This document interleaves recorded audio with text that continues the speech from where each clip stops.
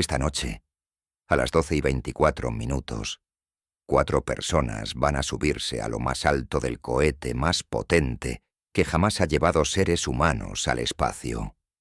El motor encenderá, la plataforma temblará, y entonces, por primera vez en más de medio siglo, la humanidad volverá al espacio profundo. La última vez que esto ocurrió fue en diciembre de 1972. Richard Nixon era presidente de los Estados Unidos. La guerra de Vietnam seguía en marcha, y un astronauta llamado Gene Cernan subió la escalerilla del módulo lunar, miró hacia atrás una última vez y dijo: «Porque vinimos y, si Dios quiere, como volveremos, con paz y esperanza para toda la humanidad». Después de eso, no volvió nadie. 53 años, 4 décadas y media de silencio. La mayor hazaña que la especie humana jamás ha logrado, abandonada como si nunca hubiera importado o como si ya hubiera dejado de importar. Pero esta noche cambia todo eso. Esta noche, a las 12:24, hora de España, 4 astronautas a bordo de una cápsula llamada Integrity van a despegar del mismo complejo de lanzamiento desde el que partieron los Apollo, y van a viajar más lejos de la Tierra que cualquier ser humano en la historia. Más lejos que el Apollo 11, más lejos que el Apollo 17, más lejos incluso que el Apollo 13, que se alejó sin quererlo 400.000 kilómetros cuando algo explotó a bordo, y estuvieron a punto de no regresar. 5.000 kilómetros. Esa es la distancia que estos 4 astronautas van a alcanzar. Para poner eso en perspectiva, si pudieras conducir en línea recta desde aquí hasta allí, a 120 kilómetros por hora, tardarías 140 días sin parar, sin dormir, sin comer, sin parar. Y sin embargo, no van a pisar la luna, no van a aterrizar, no van a plantar ninguna bandera, porque esta misión no trata de eso, trata de algo más importante. La misión Artemis II es el primer vuelo tripulado de la nueva era espacial americana. Es la prueba que nadie puede saltarse. Antes de volver a poner pies humanos en suelo lunar, antes de construir una base permanente, antes de usar la Luna como trampolín hacia Marte, tienes que saber si el vehículo que llevas años construyendo realmente funciona con personas dentro. Cada sistema, cada sensor, cada válvula, cada escudo. Y aquí está el problema. Ese último punto, el escudo, ha estado en el centro de un debate muy serio en los últimos meses. Cuando el Artemis I completó su vuelo sin tripulación en 2022, los ingenieros inspeccionaron la cápsula y encontraron algo que no esperaban: el escudo térmico, la única barrera entre la tripulación y temperaturas de casi 3.000 grados durante la reentrada, se había comportado de manera diferente a lo previsto. Trozos del tamaño de un ladrillo se habían desprendido. Más de 100 puntos de erosión anómala. 2 expertos independientes en escudos térmicos dijeron que no volverían en esa nave. Uno de ellos dijo textualmente: «Lo que están proponiendo hacer es una locura». NASA analizó los datos, rediseñó la trayectoria de reentrada, realizó pruebas de resistencia estructural y tomó la decisión de volar igualmente. Esta noche, esa decisión se pone a prueba. Pero antes de llegar a la reentrada, hay 9 días de misión. 9 días en los que 4 astronautas van a hacer cosas que ningún ser humano ha hecho en décadas, o que nunca nadie ha hecho. Y para entender por qué esta misión importa tanto, primero tienes que conocer a estas 4 personas, el cohete que las llevará, la cápsula donde van a vivir, y el plan exacto de todo lo que va a ocurrir.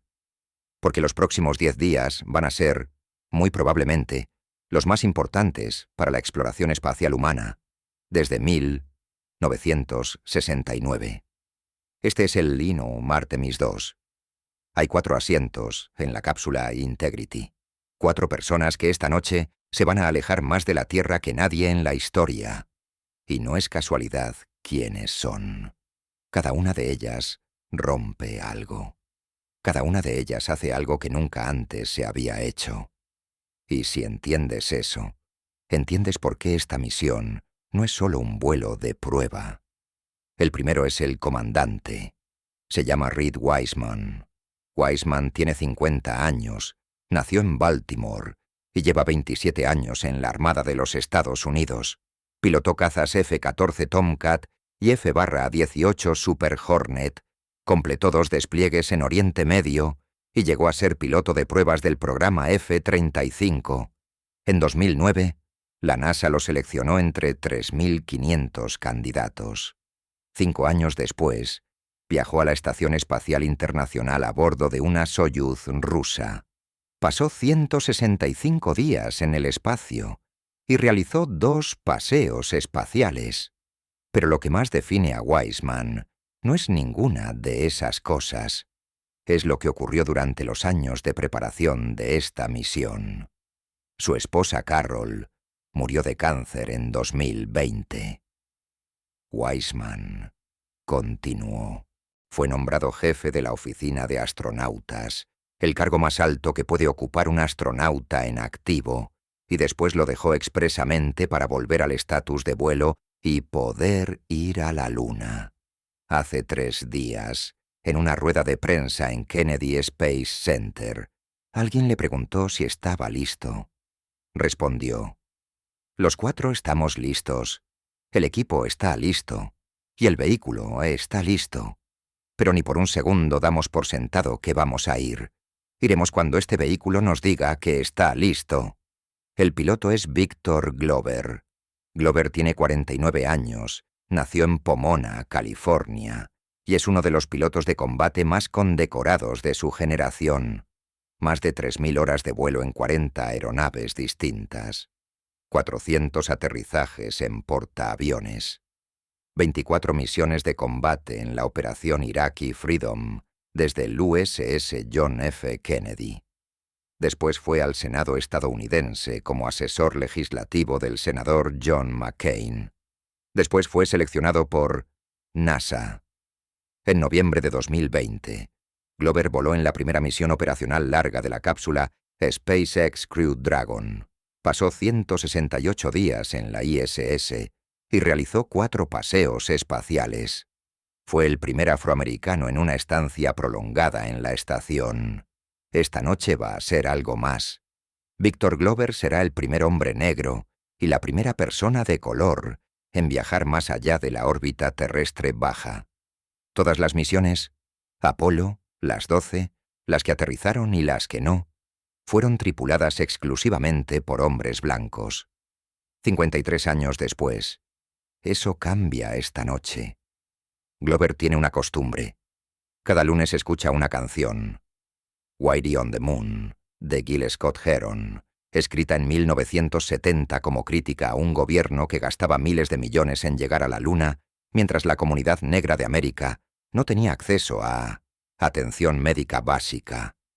Glover la escucha no para hundirse en esa tensión, sino para no perderla de vista. Para recordar que lo que hace esta noche pertenece a todos, no solo a quienes siempre han tenido un asiento en estas misiones. La especialista de Misión 1 es Christina Koch. Koch tiene 46 años, nació en Grand Rapids, Michigan, y es ingeniera eléctrica y física. Antes de llegar a la NASA, trabajó en instrumentos astrofísicos en el Centro Goddard, y después pasó varios años en el programa antártico estadounidense, incluyendo una invernada completa en la estación Amundsen Scott del Polo Sur. Allí también formó parte de los equipos de bomberos y rescate. No es una persona que evite situaciones extremas. En marzo de 2019, llegó a la Estación Espacial Internacional. Permaneció allí 328 días consecutivos. El récord femenino de vuelo espacial continuo. Completó 6 paseos espaciales, incluido el primero de la historia realizado exclusivamente por mujeres, y en febrero de 2020, cuando por fin regresó a la Tierra, lo hizo al cabo de casi un año flotando. Esta noche, Christina Koch será la primera mujer en la historia en viajar más allá de la órbita terrestre baja. Piensa en lo que eso significa. El primer vuelo humano al espacio fue en 1961. Valentina Tereshkova fue la primera mujer en el espacio en 1963. En más de 60 años de historia espacial, nunca ninguna mujer había ido más allá de los 400 kilómetros de altitud de la ISS. Esta noche, eso cambia. Cuando le preguntaron cómo se sentía al respecto, Koch respondió con una frase que dice mucho sobre quién es. Creo que no se trata de los logros de una sola persona. El logro que podemos celebrar juntos es que llegamos hasta aquí. El cuarto miembro de la tripulación es Jeremy Hansen. Hansen tiene 49 años, nació en London, Ontario, y es coronel de la Real Fuerza Aérea Canadiense, piloto de combate de CF-18 Hornet, máster en física, acuanauta, que es el término para alguien que ha completado una inmersión de larga duración en el fondo del mar. Fue el primer canadiense en liderar una clase de astronautas de la NASA. Y esta noche será la primera persona no estadounidense en viajar más allá de la órbita terrestre baja. El primer canadiense en ir a la Luna. Pero hay algo más en la historia de Hansen que resulta difícil de ignorar. La NASA lo seleccionó en mayo de 2009. Esta misión despega en abril de 2026. Entre su selección y su primer vuelo al espacio, habrán pasado casi 17 años. 17 años entrenando, esperando, viendo cómo las fechas se atrasaban una y otra vez. 17 años siendo el astronauta canadiense que todavía no había volado. Hace unos días, en una entrevista, alguien le preguntó si había pensado en los riesgos. Respondió con una honestidad inusual. Es plausible que no podamos comunicarnos con la Tierra y tengamos problemas con la nave. ¿Cuáles son los mínimos básicos para tener una oportunidad de seguir respirando y aterrizar en algún lugar del planeta, idealmente en el Pacífico? Obviamente, he tenido esa conversación con mi esposa y mis hijos. Eso es lo que hace falta para sentarse en ese cohete esta noche. 4 personas. Un comandante que dejó el cargo más alto de la astronáutica americana para poder volar. Un piloto que lleva cada lunes escuchando la canción que le recuerda que este momento no le pertenece solo a él. Una ingeniera que pasó 328 días en el espacio y no tuvo suficiente. Y un hombre que esperó 17 años y tuvo la conversación más difícil con su familia antes de subir. Ninguno de ellos está aquí por accidente. Y lo que van a hacer esta noche tampoco lo es. Pero para entender cómo van a llegar a 405.000 kilómetros de la Tierra, primero tienes que entender la máquina que los va a llevar hasta allí. Lo que va a ocurrir esta noche en la rampa 39B del Kennedy Space Center no tiene precedentes en la historia de la exploración humana del espacio, no desde los años del programa Apolo. El cohete que va a llevar a estas 4 personas a la Luna se llama SLS, Space Launch System, y tiene 98 metros de altura. Para que te hagas una idea de lo que eso significa, la Estatua de la Libertad, desde la base hasta la punta de la antorcha, mide 93 metros. El SLS la supera. Pero la altura no es lo que lo hace histórico. Lo que lo hace histórico es lo que ocurre cuando enciende sus motores. En el momento del despegue, el SLS genera 8.800.000 libras de empuje. Son casi 40 meganewtons de fuerza. Eso es un 15% más que el Saturn V, el cohete que llevó a los astronautas del Apolo a la Luna en los años 60 y 70 y que durante 50 años fue el cohete más potente que jamás había volado. Hoy ya no lo es. Esta noche, cuando el SLS despegue, será el lanzamiento más potente de un cohete tripulado en toda la historia de la humanidad.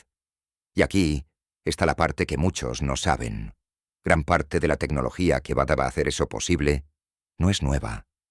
Es tecnología que ya existía, que ya había funcionado, y que alguien tuvo la suficiente inteligencia como para no desperdiciarla. Empecemos por los dos gigantes que flanquean el cohete a izquierda y derecha. Se llaman Solid Rocket Boosters, propulsores de combustible sólido, y los fabrica Northrop Grumman en Utah. Cada uno de ellos mide 54 metros de altura, el equivalente a un edificio de 17 pisos, y cada uno genera 3.600.000 libras de empuje. Para ponerlo en contexto, el Falcon 9 de SpaceX, uno de los cohetes más utilizados del mundo en la actualidad, genera 1.700.000 libras de empuje en el despegue. Un solo booster del SLS genera el doble de eso. Y hay dos. Combinados, estos dos propulsores aportan más del 75% del empuje total del cohete durante los primeros 2 minutos de vuelo. Son ellos los que sacan este monstruo del suelo. Son ellos los que lo empujan a través de la parte más densa de la atmósfera a más de 5.000 kilómetros por hora. Y después de eso, han hecho su trabajo. Se separan, caen al Atlántico y no se recuperan. Son desechables. En el centro del cohete está el núcleo principal, el Core Stage. Mide casi 65 metros y contiene algo que, si lo vieras en persona, te resultaría difícil de creer.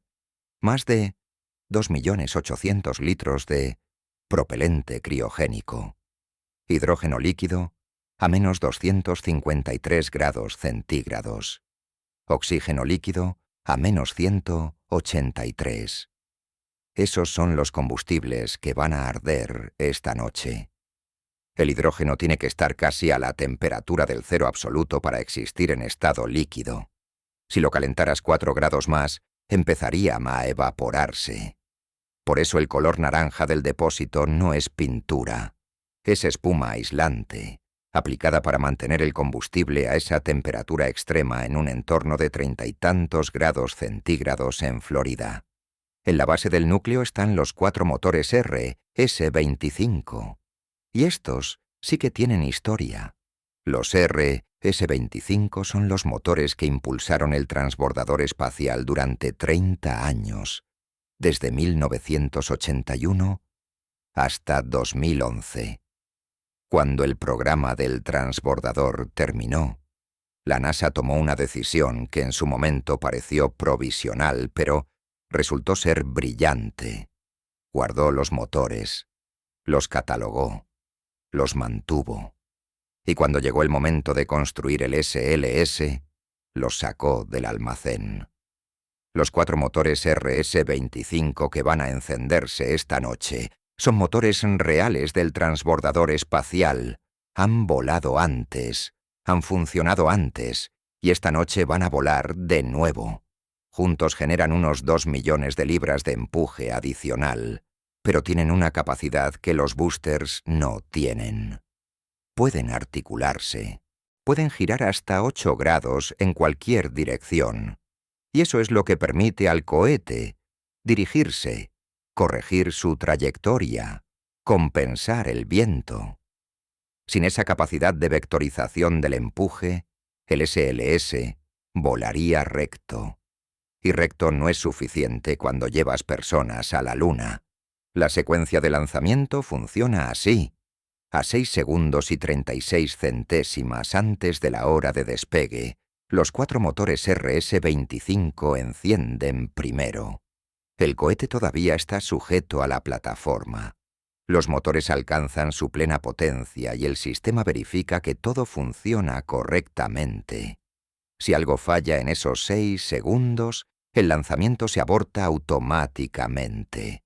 Si todo está bien, a cero exacto encienden los 2 boosters, se sueltan los 6 pernos de retención y el cohete se convierte en el objeto más ruidoso que cualquier persona cerca del Kennedy va a escuchar en su vida. El primer lanzamiento del SLS, el Artemis I sin tripulación en noviembre de 2022, fue el lanzamiento nocturno más brillante de la historia. Literalmente convirtió la noche en día en varios kilómetros a la redonda. Las cámaras de los teléfonos no podían capturarlo sin sobreexponer. Era demasiado luz. Esta noche va a ser igual, o más. Para proteger al cohete y la plataforma de las ondas de sonido que genera su propio despegue, el sistema libera 400.000 litros de agua en los primeros momentos del encendido. El agua amortigua las vibraciones acústicas que de otro modo podrían dañar la estructura del vehículo antes de que haya podido alejarse un solo metro. 2 minutos después del despegue, los boosters se separan a 50 kilómetros de altitud. En ese momento, ya no son necesarios. El cohete está fuera de la parte más densa de la atmósfera, y los 4 motores RS-25 tienen potencia suficiente para continuar solos. La separación de los boosters libera una estela de chispas visible a decenas de kilómetros de distancia. Son los últimos restos de propelente ardiendo mientras los cilindros caen de vuelta al océano. A los 8 minutos y 6 segundos, el núcleo principal apaga sus motores. Ha llevado al cohete a una velocidad de casi 28.500 kilómetros por hora y a una altitud de 155 kilómetros. Su trabajo ha terminado. Se separa y cae al Océano Pacífico. Lo que queda es solo la parte superior del cohete, la etapa superior, y encima de ella, la cápsula Integrity, con sus 4 tripulantes dentro. Pero antes de hablar de lo que ocurre después del despegue, hay que hablar de la cápsula donde estas 4 personas van a pasar los próximos 10 días de su vida, porque Orion no es el Apolo. Y la diferencia importa más de lo que parece. En diciembre de 1968, los 3 astronautas del Apolo 8 viajaron alrededor de la Luna dentro de una cápsula del tamaño aproximado de un automóvil familiar. 3 hombres adultos, con trajes espaciales, equipos de supervivencia, comida para varios días y todo el instrumental necesario para una misión lunar, en un espacio que hoy no pasaría los requisitos mínimos de seguridad de ningún fabricante de coches. Frank Borman, el comandante, describió el viaje así. Estábamos tan apretados que cuando uno de nosotros se movía, todos lo notábamos. La cápsula Orion mide 5 metros de diámetro. El Apolo medía menos de 4. No parece una diferencia enorme, pero en términos de volumen habitable es un 57% más de espacio. Ese margen adicional es lo que permite que 4 personas, en lugar de 3, puedan sobrevivir 10 días sin volverse completamente locas. La tripulación del Artemis II bautizó su cápsula como Integrity, integridad. Lo decidieron en la instalación de cuarentena del Johnson Space Center, los 4 juntos más sus suplentes, partiendo de una lista de valores y reduciéndola hasta que quedó una sola palabra. Wiseman lo explicó así. Puedes estar en integridad o fuera de ella. Como primera tripulación de Artemis, nos esforzamos cada día por estar en integridad. No es el nombre más glamuroso de la historia espacial, pero dice mucho sobre la filosofía de esta misión. Ahora bien, hay algo que conviene entender sobre lo que significa vivir en la Integrity durante 10 días. No es una estación espacial, no tiene módulos adicionales ni habitáculos separados. Es básicamente una cabina de cono invertido donde 4 personas comen, duermen, hacen ejercicio, van al baño y trabajan en el mismo espacio, del tamaño de un monovolumen grande. Todo eso durante una semana y media, a más de 100 kilómetros de altitud como mínimo, y eventualmente a 405.000 kilómetros de distancia. Para empezar con lo más obvio, el baño. Los astronautas del Apolo usaban bolsas de plástico para las heces y un sistema de tubo flexible para la orina. El comandante Gene Cernan describió el proceso como la parte menos gloriosa de viajar al espacio. Y tenía razón, porque en microgravedad, sin que ninguna dirección sea realmente abajo, lo que en la Tierra es un proceso trivial, se convierte en un desafío de ingeniería considerable. La cápsula Integrity lleva el Universal Waste Management System, prácticamente idéntico al sistema de la ISS. Hay una pequeña puerta en la cabina que permite privacidad. El sistema usa flujo de aire continuo para separar y contener los residuos. Es funcional. Es digno. Es un avance enorme respecto a las bolsas de plástico del Apolo. Los residuos sólidos se almacenan herméticamente. La orina se ventila al espacio. Para el ejercicio, la Integrity lleva un dispositivo compacto de volante de inercia llamado internamente Rocky. No es exactamente lo que imaginas cuando piensas en una máquina de ejercicio en una nave espacial. Es del tamaño de una maleta de mano y funciona como un yo-yo de alta resistencia. Con un cable y un sistema de poleas, permite ejercicios de remo, sentadillas con arnés y peso muerto, con hasta 180 kilos de resistencia. La tripulación debe usarlo 30 minutos al día. No por placer, sino porque en microgravedad, el músculo y el hueso se deterioran a un ritmo que nadie que planee seguir caminando al volver a la Tierra puede permitirse ignorar. La comida es deshidratada, calentada en un pequeño plato caliente. El menú lo seleccionó la tripulación antes del lanzamiento. El agua es fresca, suministrada desde el módulo de servicio exterior. 240 kilos de agua potable que no necesitan reciclarse porque la misión es suficientemente corta. Los astronautas de la ISS beben agua reciclada de la orina y el sudor de sus compañeros. Los de la Integrity no tendrán que hacerlo. Para la documentación del viaje, la cápsula lleva 28 cámaras en total. Las principales son 2 Nikon D, 5 profesionales, elegidas por su rendimiento en baja luz y su resistencia a la radiación. Hay también varias GoPros para el interior, cuyo metraje no se transmitirá en tiempo real, sino que regresará a la Tierra a bordo de la cápsula para un documental de Disney y National Geographic. Y luego está la novedad que nadie hubiera imaginado hace 10 años. Esta es la primera misión de la NASA en la que los astronautas llevan iPhones personales. El administrador Isaacman cambió la política en febrero de 2026, la razón que dio. Queremos dar a nuestras tripulaciones las herramientas para capturar momentos especiales para sus familias y compartir imágenes inspiradoras con el mundo. 405.000 kilómetros de la Tierra. Con un iPhone. Debajo de la cápsula está el módulo de servicio europeo, construido por Airbus en Bremen, Alemania, para la Agencia Espacial Europea.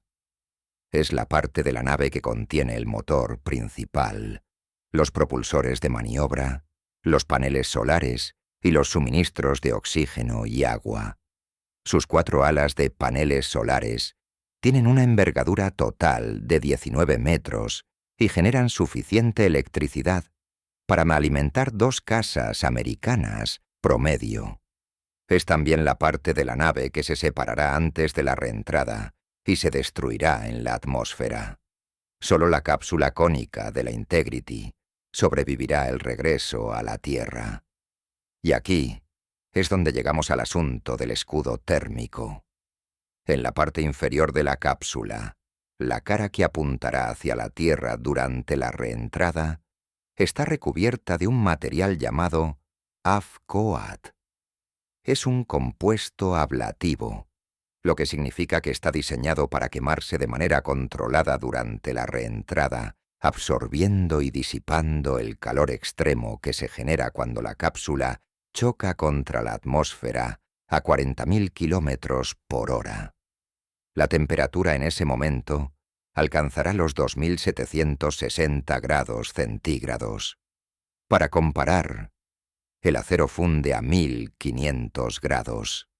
El titanio funde a 1.670. El AFCOAT tiene que aguantar casi el doble de esas temperaturas durante varios minutos, protegiéndolo todo, incluyendo a las 4 personas que van dentro.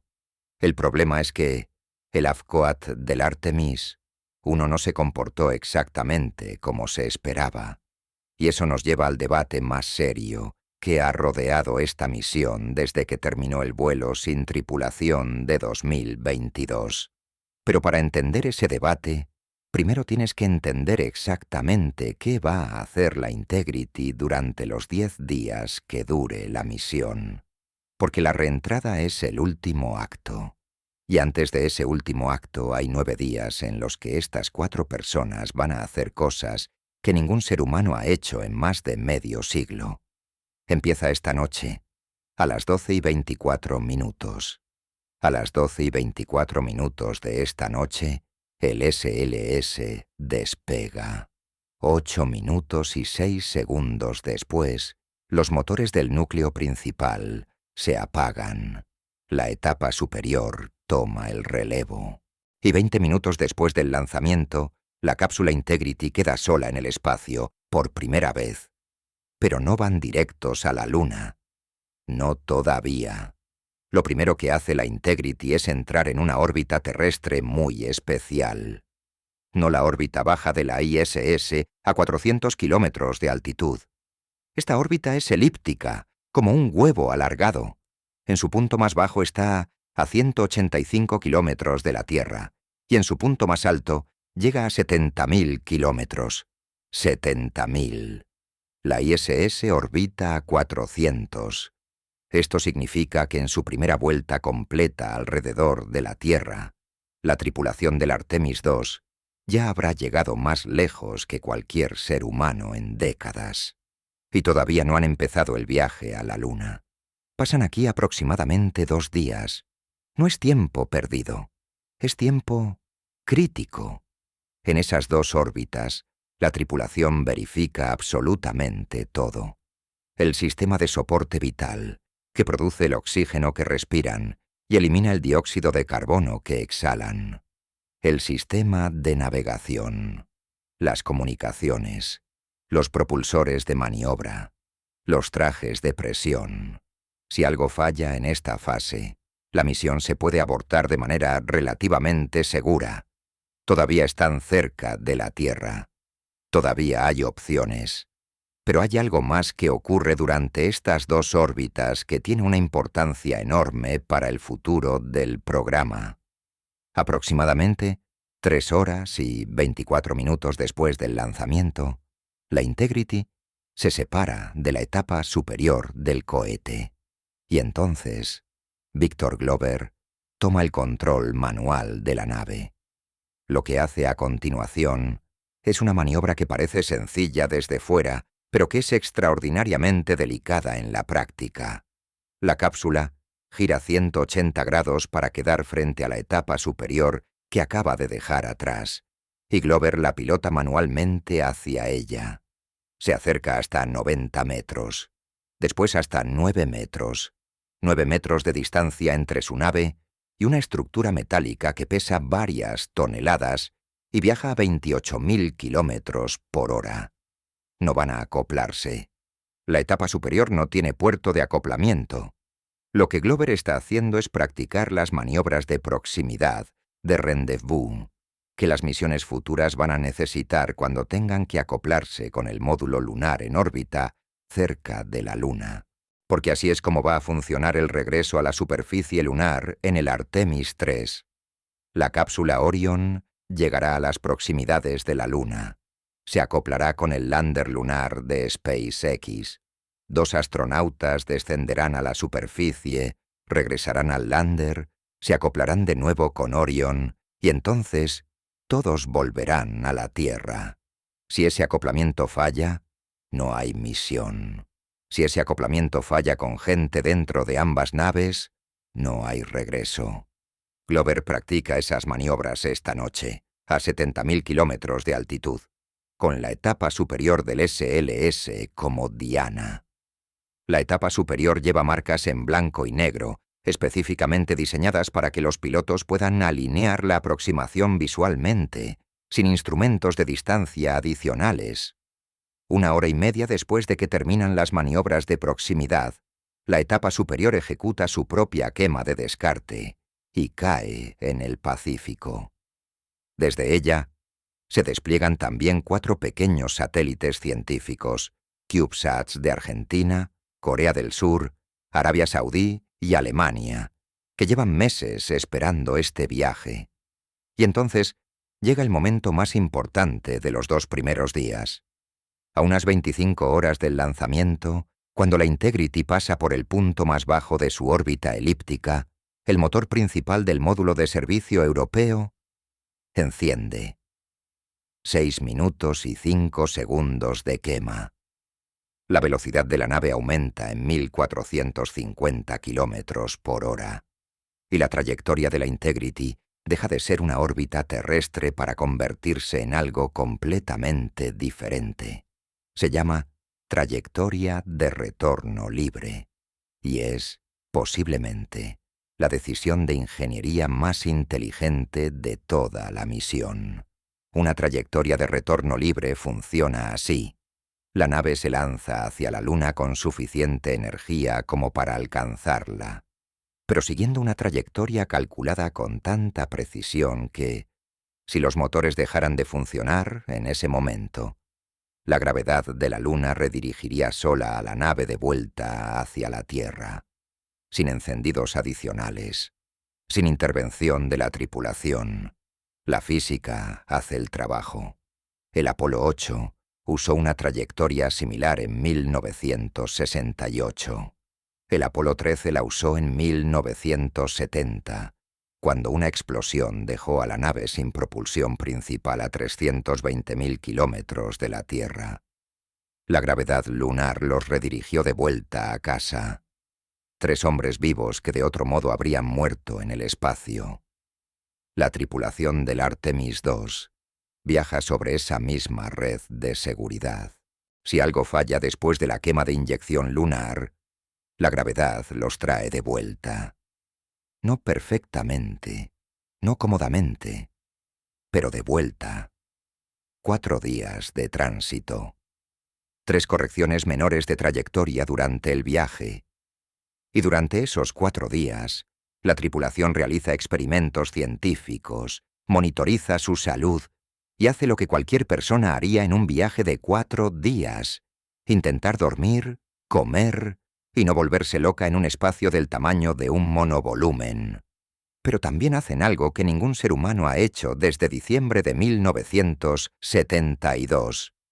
Miran por las ventanas y ven la Tierra hacerse cada vez más pequeña.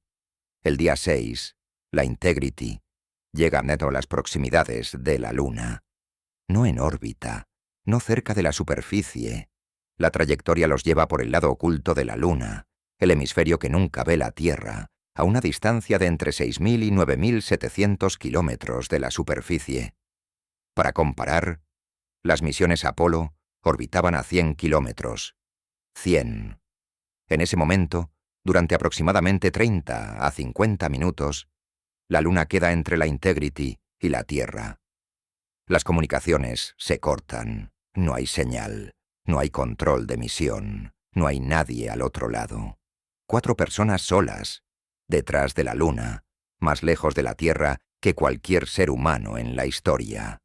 Y en ese silencio, la gravedad lunar hace su trabajo. Curva la trayectoria de la nave, la redirige, y cuando la Integrity sale por el otro lado de la Luna, ya no va hacia adelante, va hacia casa.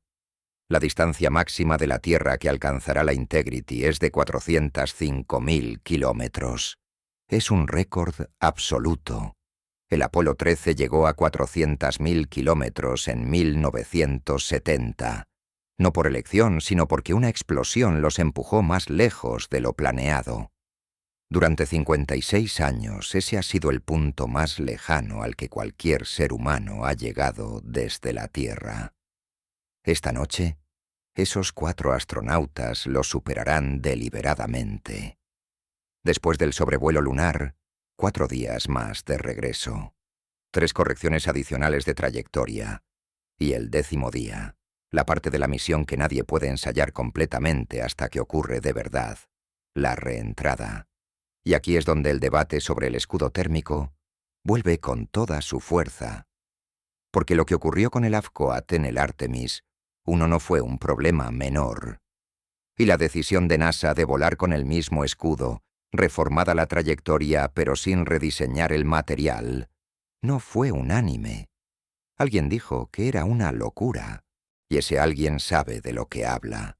El 11 de diciembre de 2022, la cápsula Orion del Artemis 1 amerizó en el Océano Pacífico después de 25 días en el espacio. Fue un éxito. La misión había completado todos sus objetivos. La prensa aplaudió. La NASA respiró aliviada. Y entonces los ingenieros inspeccionaron el escudo térmico. Lo que encontraron no encajaba con los modelos. El AFCOAT, el material ablativo que cubre la base de las cápsulas y que tiene que aguantar casi 3.000 grados durante la reentrada, se había comportado de manera diferente a lo previsto. No se había erosionado de forma uniforme y gradual, como estaba diseñado para hacer. En su lugar, había más de 100 localizaciones donde trozos de material, algunos del tamaño de un ladrillo, se habían desprendido de golpe. Bloques enteros arrancados, dejando la superficie picada de agujeros carbonizados. Además, 3 de los 4 pernos de separación entre la cápsula y el módulo de servicio habían sufrido fusión y erosión inesperadas. No habían fallado, pero habían llegado a un límite que nadie esperaba que alcanzaran. La NASA tardó más de un año en identificar la causa raíz. El problema no era el material en sí. El AFCOAT había funcionado perfectamente en las misiones Apolo décadas antes. El problema era la trayectoria de reentrada que la NASA había diseñado para Orion, una reentrada de doble inmersión llamada Skip Entry, o reentrada de salto. Funciona así. La cápsula entra en la atmósfera superior a 40.000 kilómetros por hora. Frena parcialmente por fricción aerodinámica, y entonces usa la sustentación de su forma cónica para rebotar hacia el espacio brevemente antes de la inmersión final. El objetivo de este diseño es que la cápsula pueda aterrizar con mayor precisión, en un área más reducida del océano, reduciendo el tiempo y coste de las operaciones de recuperación. El problema fue lo que ocurrió durante la pausa entre las 2 inmersiones. Cuando la cápsula salió brevemente de la atmósfera, los ritmos de calentamiento disminuyeron drásticamente.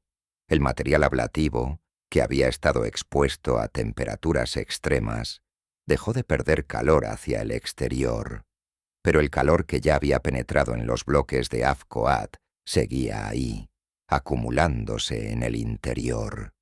Los gases de ablación que se generan durante el proceso normal no tenían suficiente permeabilidad para escapar. La presión interna aumentó, y los bloques se agrietaron y se desprendieron de manera irregular.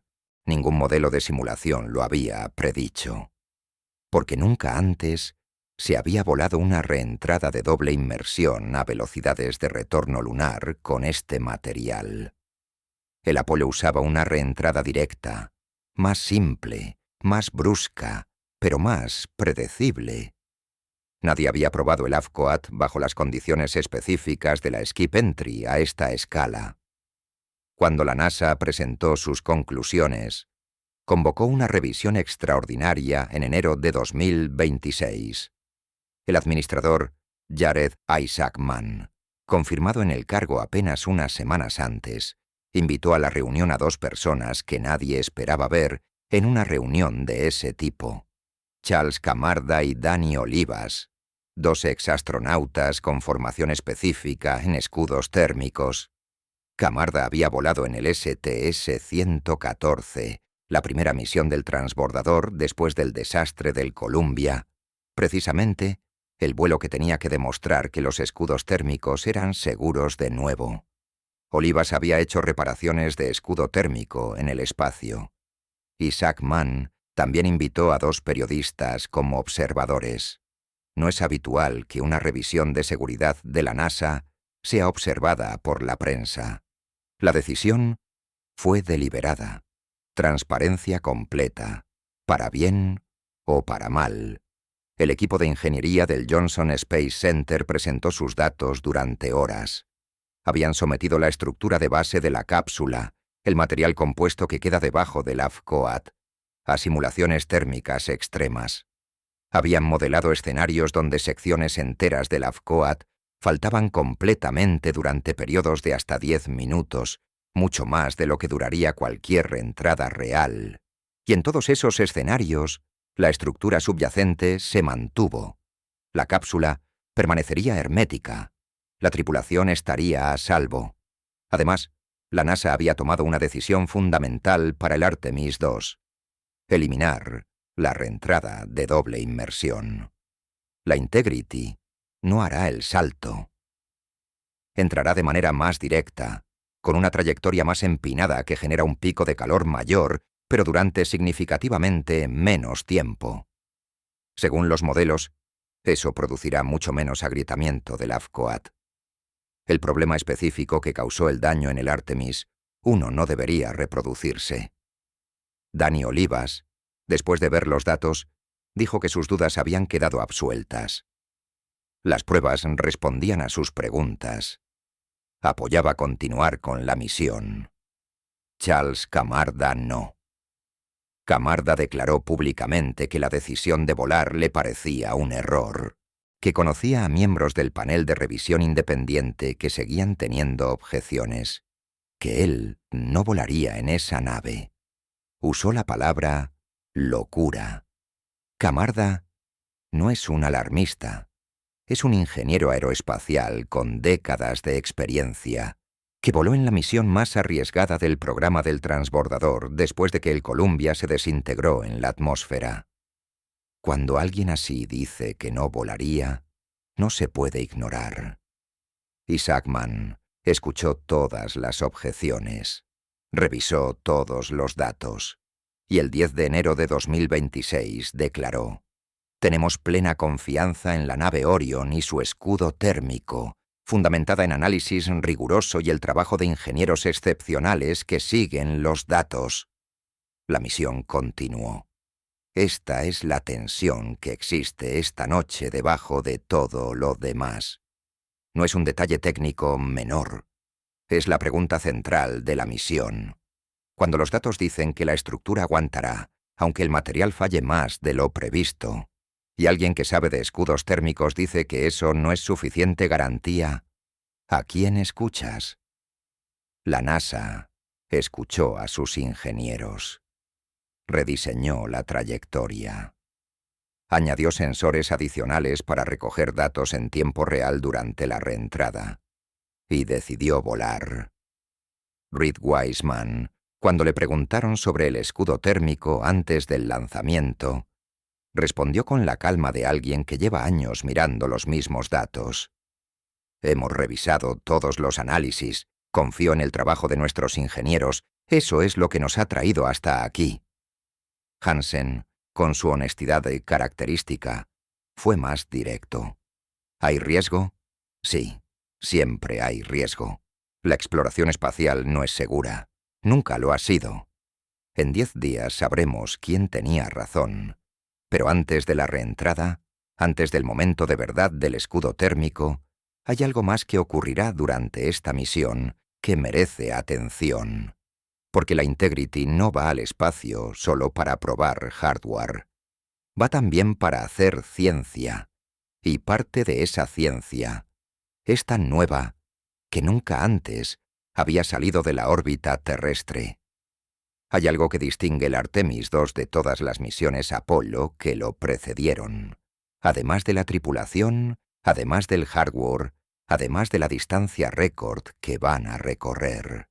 En el Apolo, los astronautas llevaban dosímetros de película para medir la radiación.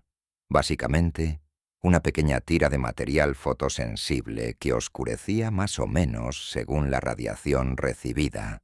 Se revelaba después del vuelo como una fotografía, y entonces los científicos sabían cuánta radiación había recibido el astronauta durante la misión. Mientras tanto, nadie sabía nada.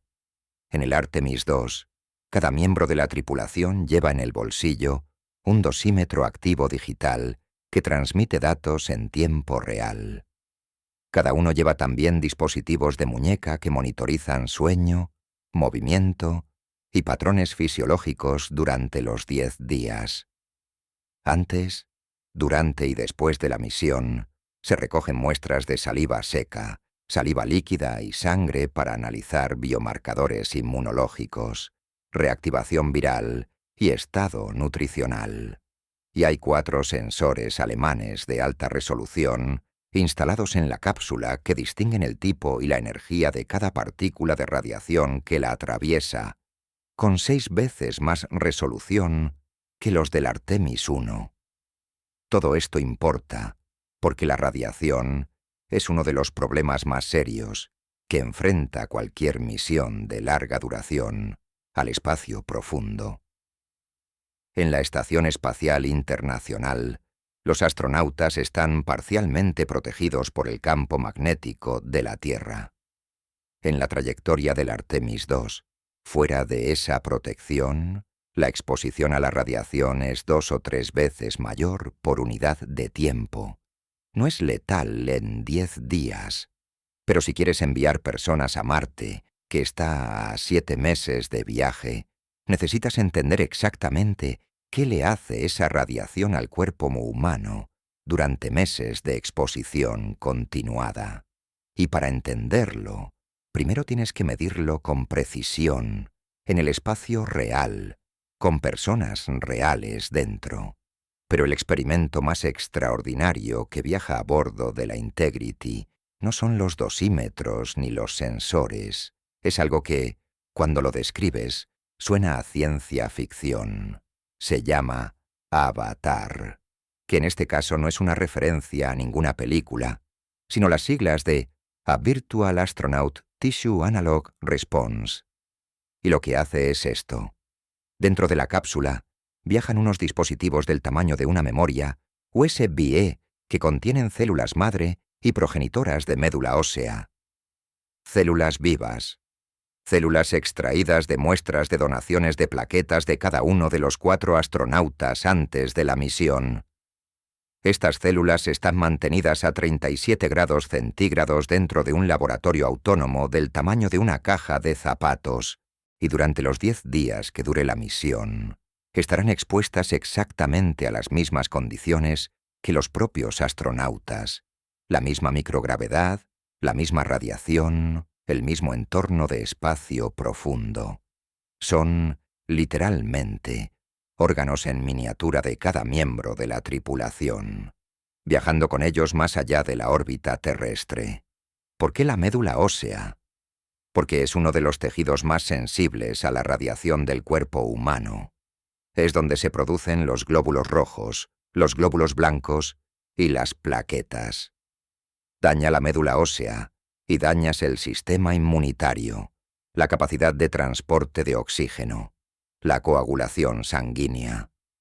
Para misiones de meses o años en el espacio profundo, entender cómo la radiación afecta a ese tejido específico es fundamental. La tecnología que hace posible este experimento viene del Instituto Weiss de Harvard, desarrollada originalmente para investigación farmacéutica. Permite crear modelos de órganos humanos sobre chips de silicio con células reales, microcanales por los que circulan fluidos y condiciones de cultivo que imitan las del cuerpo. Es la primera vez que esta tecnología viaja más allá de los cinturones de Van Allen. Hay también una cuestión de radiación que la tripulación tiene que gestionar de manera muy concreta durante el viaje: las tormentas solares. El Sol no emite radiación de manera uniforme.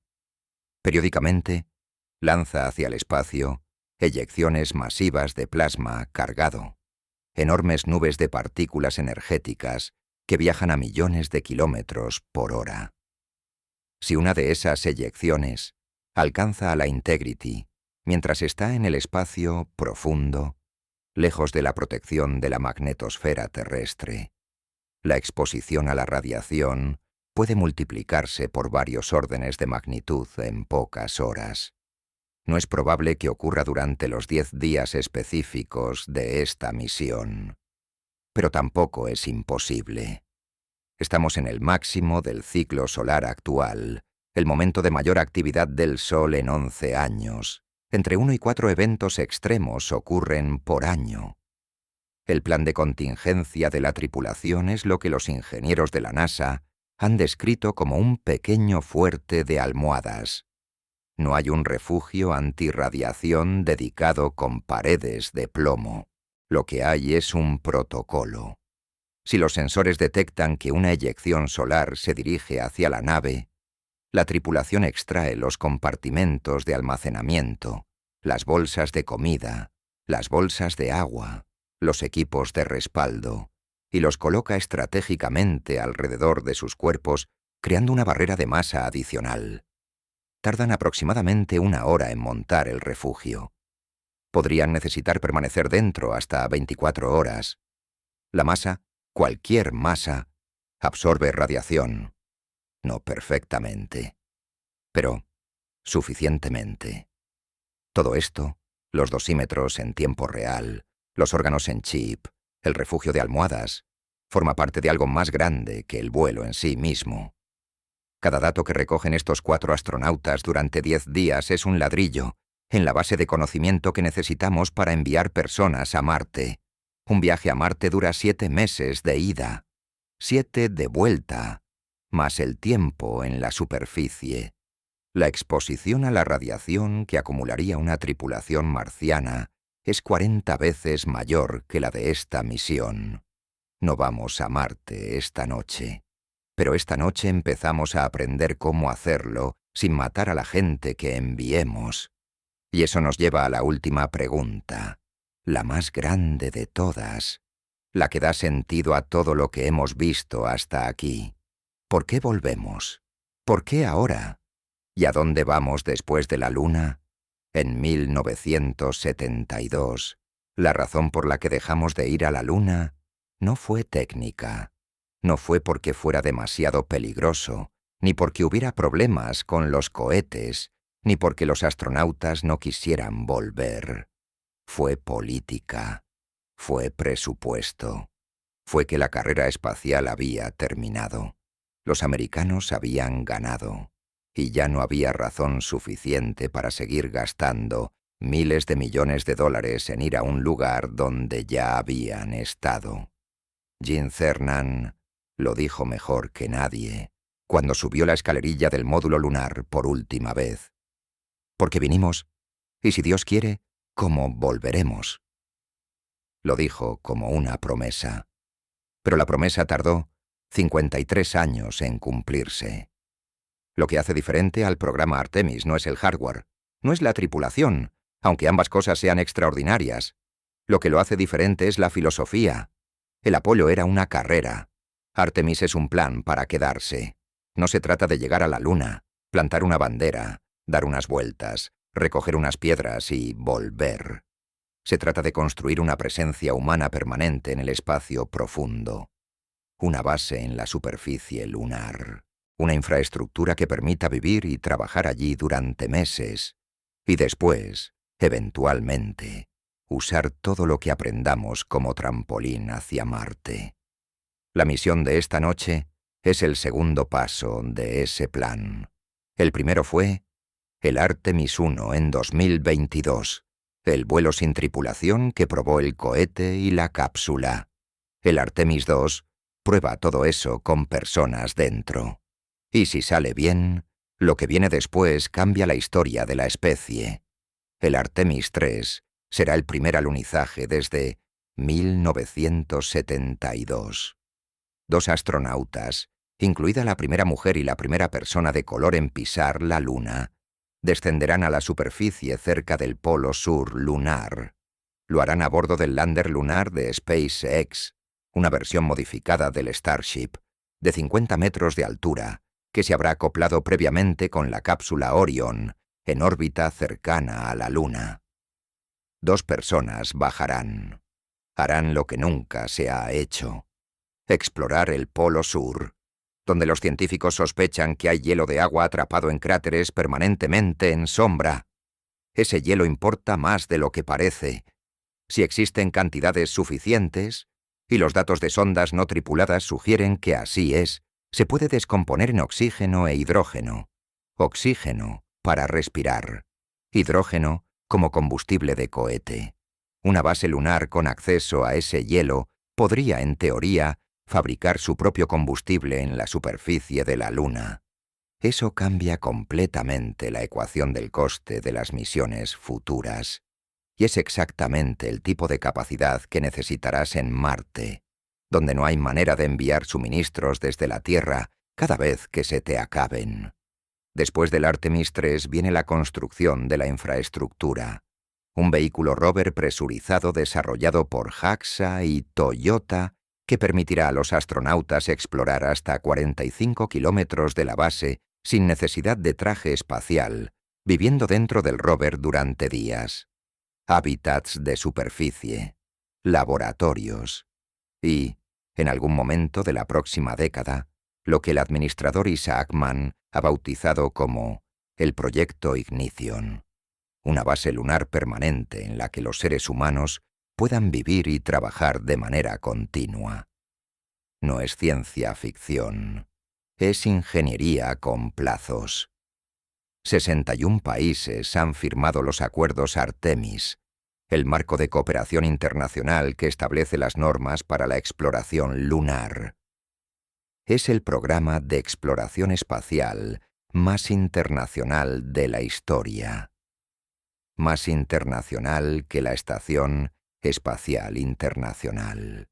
La presencia de Jeremy Hansen esta noche, el primer canadiense en ir a la Luna como parte de un acuerdo por el que Canadá aportará el brazo robótico Canadarm3 al programa, es la expresión más visible de ese compromiso colectivo. Pero hay algo más, algo que va más allá de la Luna. Cada tecnología que se desarrolla para vivir en la Luna, cada sistema de soporte vital de larga duración, cada avance en protección contra radiación, cada experimento sobre cómo el cuerpo humano aguanta meses en el espacio profundo, es un ladrillo en el camino hacia Marte. Marte está a entre 50 y 400 millones de kilómetros de la Tierra, dependiendo del momento del año, porque ambos planetas orbitan el Sol a velocidades diferentes. Un viaje de ida dura aproximadamente 7 meses, 7 de vuelta, más el tiempo en la superficie. En total, una misión marciana podría durar entre 2 y 3 años. Los seres humanos nunca han pasado más de un año seguido en el espacio. Los problemas que eso plantea, la degradación ósea y muscular, el daño a la visión por el aumento de presión intracraneal en microgravedad, la exposición a la radiación cósmica, el aislamiento psicológico, siguen siendo problemas sin solución completa. La Luna es el laboratorio donde vamos a trabajar en esas soluciones, antes de comprometemos a un viaje del que no hay rescate posible si algo sale mal. Weissman lo resumió con precisión quirúrgica cuando le preguntaron por qué importaba esta misión. Porque queremos ver humanos en Marte. 5 palabras, sin adornos, sin retórica. El objetivo real, dicho en voz alta. La última vez que la humanidad decidió ir a la Luna lo hizo porque tenía miedo. Miedo de que la Unión Soviética llegara primero, de que el mundo libre perdiera la carrera que definiría el siglo. Fue un logro extraordinario, pero fue un logro motivado por el miedo. Y cuando el miedo desapareció, el programa desapareció con él. Esta vez es diferente. No hay carrera. No hay enemigo que vencer. Hay un plan. Un plan construido durante décadas, con hardware probado, con alianzas internacionales, con objetivos concretos y plazos reales, y con la comprensión de que lo que se está construyendo no es un hito, sino una infraestructura. Una infraestructura que tiene que funcionar no una vez, sino indefinidamente. Cernan dijo que volvería si Dios quería. Dios, o el presupuesto del Congreso, tardó 53 años en querer. Esta noche, finalmente, volvemos. Y cuando la Integrity regrese al Océano Pacífico frente a San Diego, 10 días después de esta noche, con sus 4 tripulantes vivos y con el escudo térmico intacto, el programa Artemis habrá completado su segunda prueba.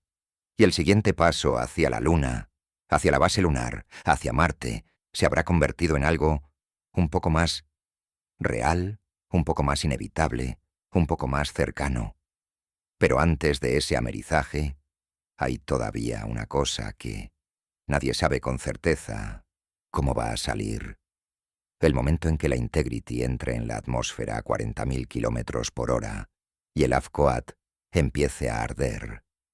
Eso es lo que esta noche pone en marcha. El 24 de diciembre de 1968, el astronauta Bill Anders estaba asomado a una ventana del módulo de comando del Apolo 8 cuando vio algo que ningún ser humano había visto antes. La Tierra, completa, entera, suspendida en la oscuridad sobre el horizonte gris de la Luna. Tomó una fotografía. La llamaron Earthrise, el amanecer de la Tierra, y cambió la manera en que la especie humana se veía a sí misma. Antes de esa fotografía, la Tierra era el mundo. Era todo. Era el suelo bajo los pies, el cielo sobre la cabeza, los continentes y los océanos y las montañas. Era tan grande que no tenía bordes. Después de esa fotografía, la Tierra era un punto azul en la oscuridad. Era pequeña. Era frágil. Era una sola cosa, sin fronteras visibles, sin divisiones que tuvieran sentido desde esa distancia. Anders dijo más tarde, fuimos a explorar la Luna, y lo que descubrimos fue la Tierra. El parche de misión del Artemis II está basado en esa fotografía, los mismos patrones de nubes, la misma composición. No es un homenaje nostálgico, es una declaración de intención. Esta misión también va a producir imágenes que cambien algo, porque en algún momento de los próximos 10 días, mientras la Integrity se aleja de la Tierra a 405.000 kilómetros, uno de esos 4 astronautas va a mirar por la ventana y verá lo que Anders vio en 1968. La Tierra, completa, pequeña, suspendida en la oscuridad. Pero esta vez habrá una diferencia que Anders no tuvo. Esta vez hay un iPhone. La imagen que tome ese astronauta, en ese momento, con ese dispositivo que cualquiera de los que están viendo esto tiene en el bolsillo en este momento, llegará a la Tierra casi en tiempo real. No habrá que esperar a que el carrete se revele. No habrá que esperar a que la misión termine. La imagen de la Tierra vista desde más allá de la Luna, tomada por uno de los 4 seres humanos más alejados de ella en la historia, llegará directamente. Y eso importa. Porque la fotografía de Anders cambió el mundo, en parte porque existió, y en parte porque la gente la vio en periódicos, la vio en revistas, la vio pegada en paredes, y algo cambió en cómo la humanidad se entendía a sí misma.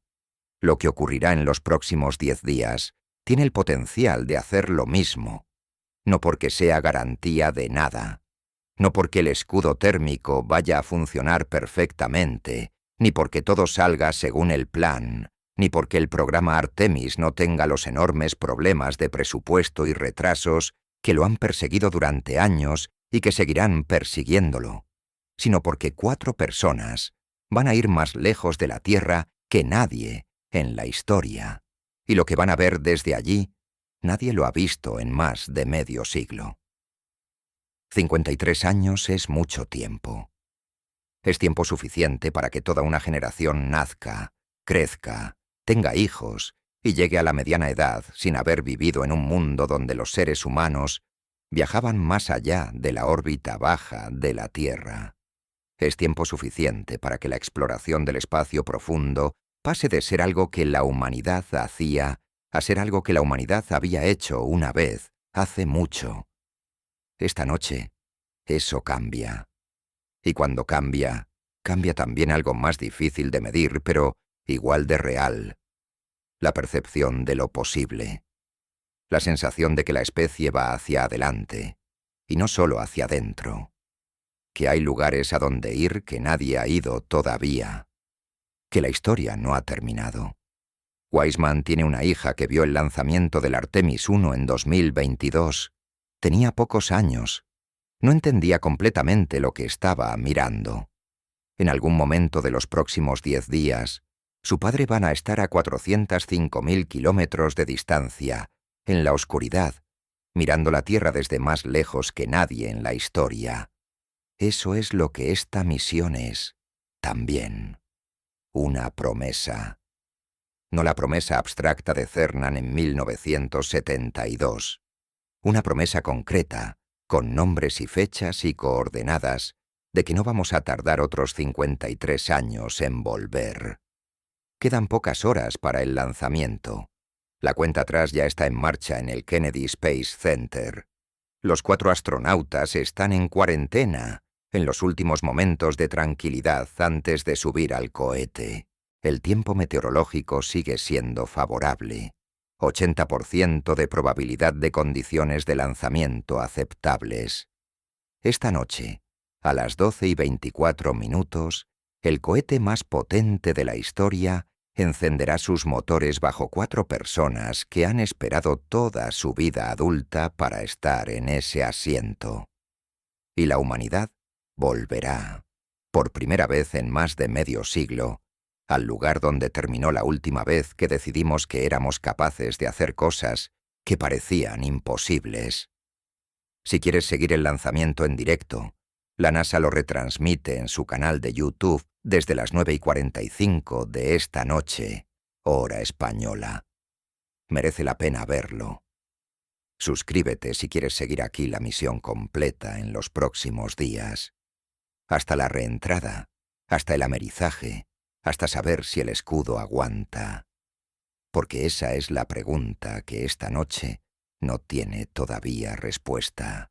En 10 días la tendrá.